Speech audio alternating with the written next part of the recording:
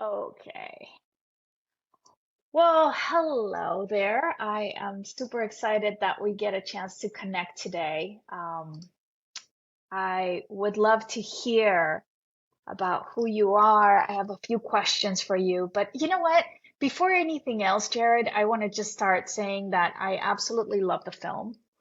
I am very, very grateful that you are doing it, or that you did it, and that you are promoting it because I believe that shining a light on people who are in recovery.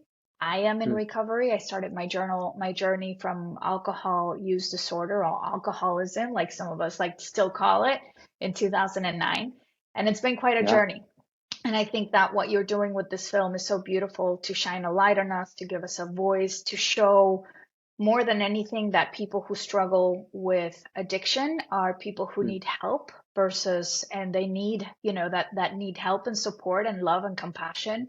But also, the accountability that you show in Hmm. the film versus people who have these issues and are treated like they should be punished or shamed for Right. it. So this is one of the things that I loved about this film. So I would love to chat a little bit with Yeah. you about it. So tell us who you are, what's your role in this film, how this all got Oh, well, started. thank you so much for saying that. I'm excited to talk with you about the movie Clean Slate. My name is Jared Callahan, and I make movies. And I started by making skateboard movies when I was in high school, and I just fell in love with it. I got to hold the camera and edit a story, and I sold it to all my friends back when it was on VHS, and it was so fun. So I studied it in college, worked in another job for a decade while doing movies on the side, and then in 2014 Mhm. moved into full-time filmmaking, and now since then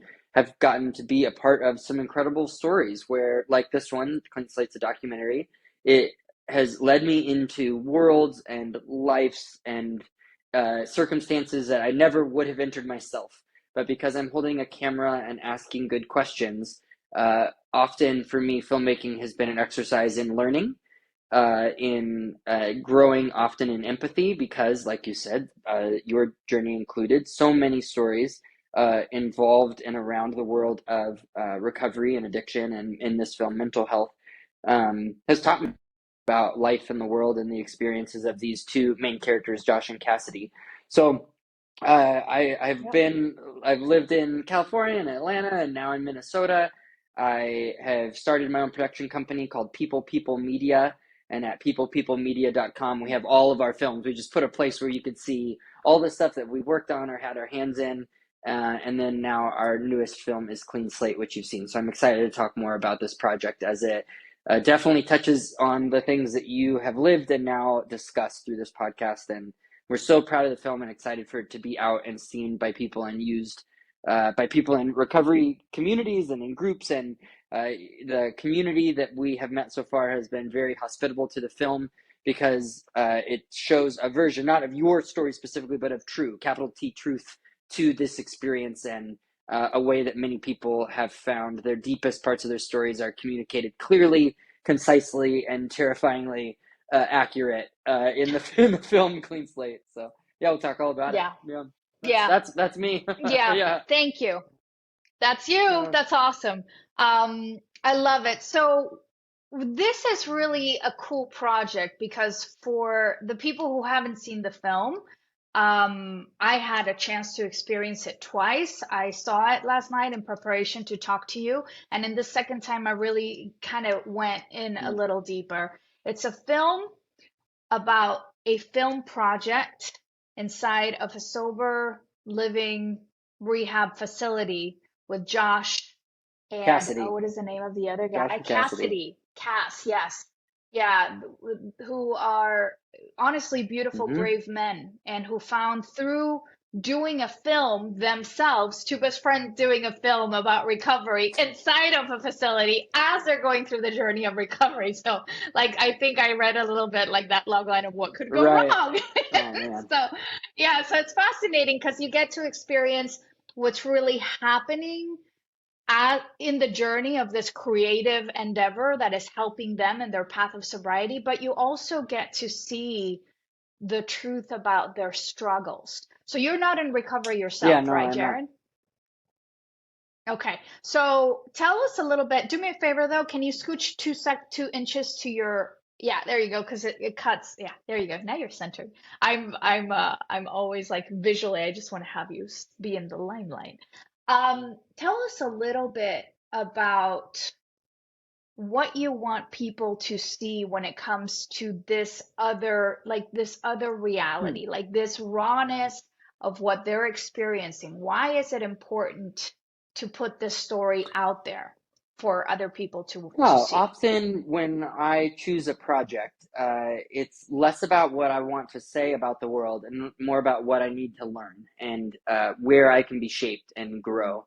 And I was speaking at a film festival about another movie I had made, I think probably in 2015. And I was approached by a couple guys afterwards, one of whom was Cassidy, who wanted to pitch me on an idea. And that never goes well. You just say, oh, no, thanks, I'm busy.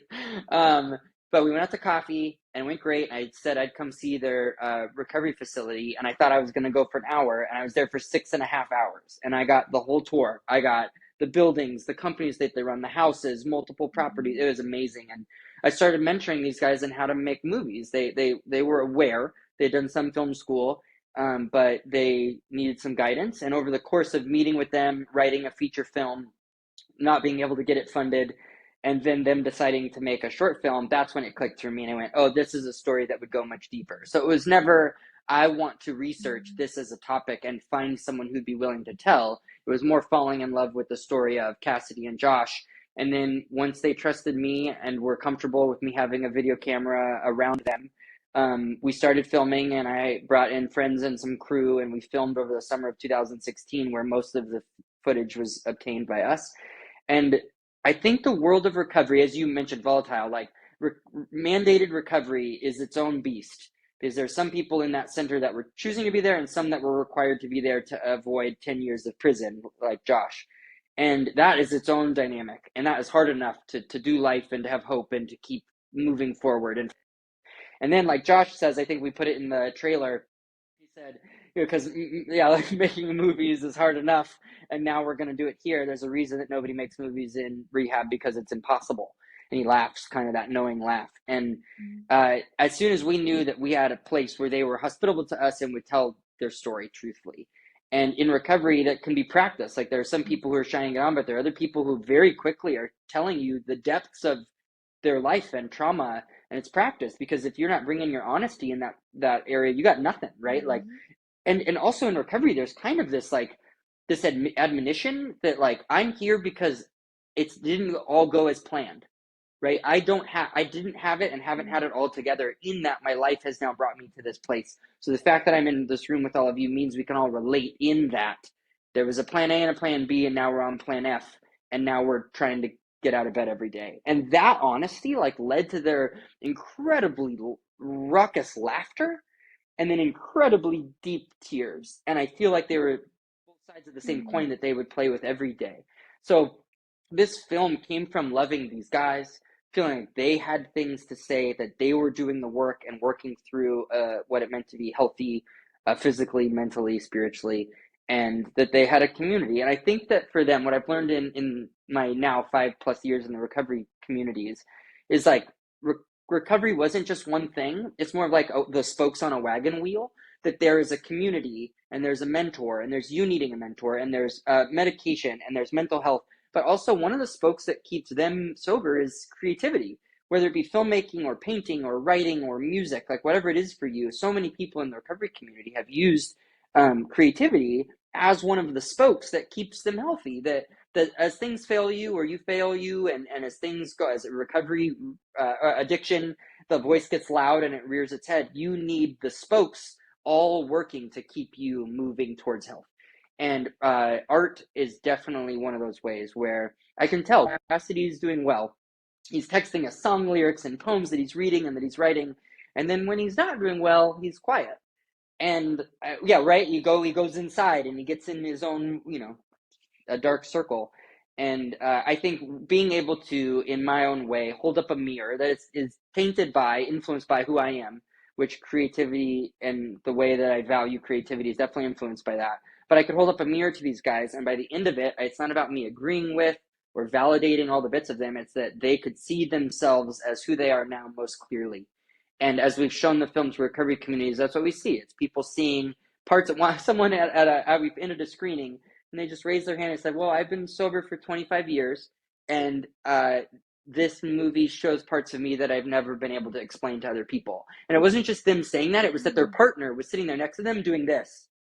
Like the knowing head nod of, I feel seen too. So it's not just the people who are working through these things, it's their partners, it's their family members, it's people who have had things on them that are heavy, and they've been sometimes enablers and sometimes tough love pull out, and some, and seeing that community and showing it through the honest lens of Josh and Cassidy's experience has been incredibly fruitful and healing and valuable.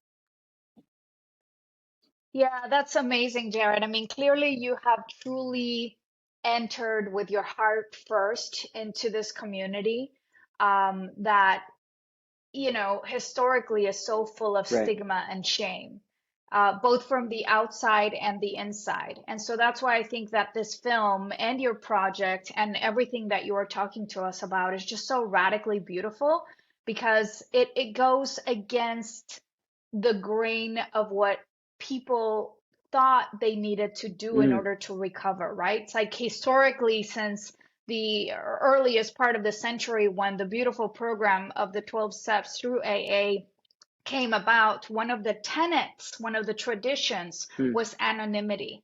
And it was a little bit like the fundamental, grain of this is silent. This is something that we don't talk about. I think there's a lot of reasons for, and a lot of them are very valid. But today, I think that what we really need is to put that tradition on a side and see that the bigger picture is about that empathy that you were just talking about, shining a light where it needs to be shown so that the people inside truly feel seen and embraced, and that shame and that stigma is truly yes. dismantled, right? Bringing these stories out openly is so much more helpful and powerful for both reasons. The people inside feel seen and heard and find truths in new ways because they see themselves reflected. It's always about finding the Mm, similarity for us, right? Like I haven't been in a men's, faith-based recovery scenario, but I have so many of the same mentalities and so many of the anguishes that I saw Caleb and yeah. Josh go through, and it's like one of those where you're just like Cassidy, sorry, that you're just like immediately touched by the similarities. And then for the people outside, for them to really see what we struggle with and how they can be helpful, and how that shift of heart where, let's punish these cats because, it's their choice and they should know better, where addiction is truly not a Right. rational process. It isn't Yeah. about knowing or about Yep. having that willpower. And I think that that is one of the most beautiful things that you're accomplishing. So to shine this light on the film, how are you promoting it? Where does it, like, where can people watch it? Like, tell me a little bit about what the plan is moving Yeah, I forward always and just want now. to yes and your recovery isn't linear. And I think that's something that I've been exposed to both in people who are in it Mm, feeling like they are seen, but then also I feel like my mom ends up kind of becoming a character that I think about in terms of an audience is like she's just a mid 60s mm, salt of the earth woman with a perm who, if you said, what do you think of someone who has an addiction? Or someone who has a felony, she would have a description for you that's been shaped by media, movies, conversations, whatever beliefs, and she would have things that are largely inaccurate. They would come with probably a socioeconomic level and a skin color, and she would just have a description for you. But that are wrong. They're wrong. They're ill-informed, me included. And probably if we asked how to fix it, they would come with a bunch of things that are outdated. But mm, if you love Josh and Cassidy through the movie, then we say, would you let them watch your children? Yeah. Would you be friends with them? Yeah. Would you hire them? Yeah. Would you let them vote? Yeah. mm, Okay. Well, they have felonies. Wait, Mm. what? They struggle with addiction. They struggle with mental health. And now we're forcing an audience to engage these things. We're not giving you something that's medicine for you to take and change you. We're posing questions or facts that are questions that challenge your beliefs. And I think that that gives an opportunity for real growth and empathy. You said it exactly right. So, for the way that we're getting the film out, it's available to buy on all the places people have YouTube, Google, Amazon, Apple. It's fun that it's out there. Tubi and Canopy. I think you can rent it from your library soon. So I'm excited for it to be available. The real way that and why I'm still doing these conversations is I want it to be used by people who are meeting, who have friends and family members that need to see it. We've come up with the line that everybody knows someone in recovery or who should be, right? Like spreading the film person to person, not to post about it, great, but share it with someone who will be moved by it and use it. And then also, the recovery community is, and starting back up at post pandemic, is one of the communities that meets best in the world, that meets face to face. It's like 25 plus a million Americans meet weekly in AANA, you reference. So, or take a recovery meeting. So, tell someone, show it to your group, and any ways that I can be involved in those conversations or not, that a group could meet about it and talk about it with themselves or their friends or family members, that I can join in these conversations. I've got to join in. Zoom is the best for this because I just get to join these Q&As for 20 minutes after screenings.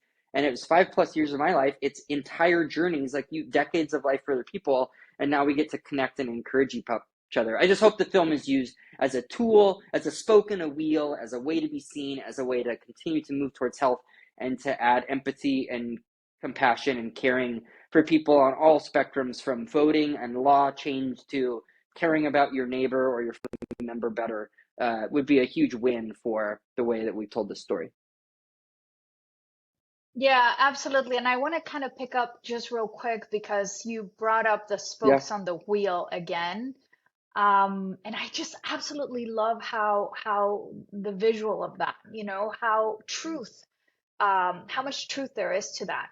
People inside of recovery forget all of the, I guess, all the Hmm. humanness that we have forgotten about in using substances to tap out of the pain of that human Right. experience, right? And so what you are doing, and part of the reason why I think the message in this film is just so brilliant, is that you are shining a light on all of the aspects that in this case for both Cass and Josh were really the formula for a longer term scenario. Having the meetings, again, for me, the 12-step meetings have um, Hmm. changed my life, both for the community aspect that you're talking about and for the actual instructions that I needed to rebuild my life, right? But also things like creativity, like going outside, staying accountable to others, exercise. I mean, I see your guys, going out and doing things in fresh air. There are so many things that are part of this formula for success, and there's certainly not enough content out there that truly shows this as beautifully as you did it Yeah. in this film. So congratulations. And I think in the same way, the people outside, I mean, you were just talking about your mom. I absolutely love that this is a film that is so easy to watch that anyone can do it. You don't necessarily need to have your child or your brother or be really in the throes of addiction for you to be able to recognize the value of seeing, how these beautiful guys are Hmm. truly taking all of the things that they can to just change their lives. I mean, it's just they're so full Hmm. of bravery, it's so full of courage, and it's so full of hope. So I really hope that people that are listening to what you are talking about get curious and spend an hour and a half of their lives educating Yeah. themselves, empathizing, and just understanding that, like you said, we all struggle with something. I do believe that everyone either should be in recovery for something, whether it's, the actual substance or some pattern or Right. behavior that is also keeping us stuck, or know somebody that could benefit That's right. from this. So congratulations. This really has, for me, just, shown me how incredible vehicle film can be to tell a Mhm. story I so appreciate that. beautifully. Yeah. Yeah, beautiful. Okay, so again, just, as a call to action, go and look for, we'll put on, the bottom of this and the YouTube, I will put the link to how people can go and look at the story.